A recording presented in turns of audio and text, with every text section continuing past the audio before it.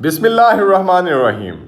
السلام علیکم معزز خواتین و حضرات، امید کرتا ہوں کہ اللہ تبارک و تعالیٰ کے فضل و کرم سے آپ سب اپنی زندگی خیر و عافیت سے گزار رہے ہوں گے۔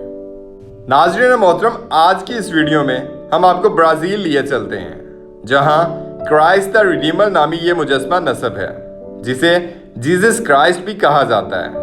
عیسائیت میں ایک مقدس مقام رکھنے والا یہ مجسمہ برازیل کے شہر ریو ڈے جنیرو میں پوری شان و شوکت کے ساتھ کھڑا ہے۔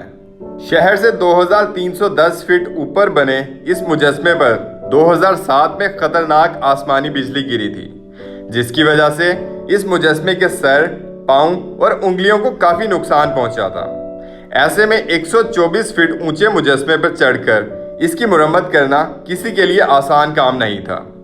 کیتھولک فرقے سے تعلق رکھنے والے عیسائیوں نے دنیا کے بہترین ورکرز کو یہ کام سونپا، جس کے بعد جان ہتھیلی پر رکھتے ہوئے کئی ورکرز نے اس کام کو سر انجام دیا۔ آپ دیکھ سکتے ہیں کہ کیسے یہ ورکر مجسمے کے دیو ہیکل بازو پر چل رہے ہیں اور اس کی مرمت کر رہے ہیں۔ ایسے بہت سے لوگ پائے جاتے ہیں جو کہ اپنا اور اپنے خاندان کا پیٹ پالنے کے لیے اس طرز کی خطرناک نوکریاں کرتے ہیں۔ ان کے اس جذبے کو سلام۔ ناظرین محترم، اب ہم آپ کو الیکٹریکل گرڈ انسٹالنگ کا کام کرنے والے لوگوں کے بارے میں بتائیں گے۔ آپ سب نے بڑے بڑے کھمبوں پر موٹی موٹی بجلی کی تاریں تو دیکھی ہوں گی، لیکن اس طرح کی کیبلز کو لگانا اور خراب کیبلز کو ریپیئر کرنا موت کے ساتھ کھیلنے سے کم نہیں۔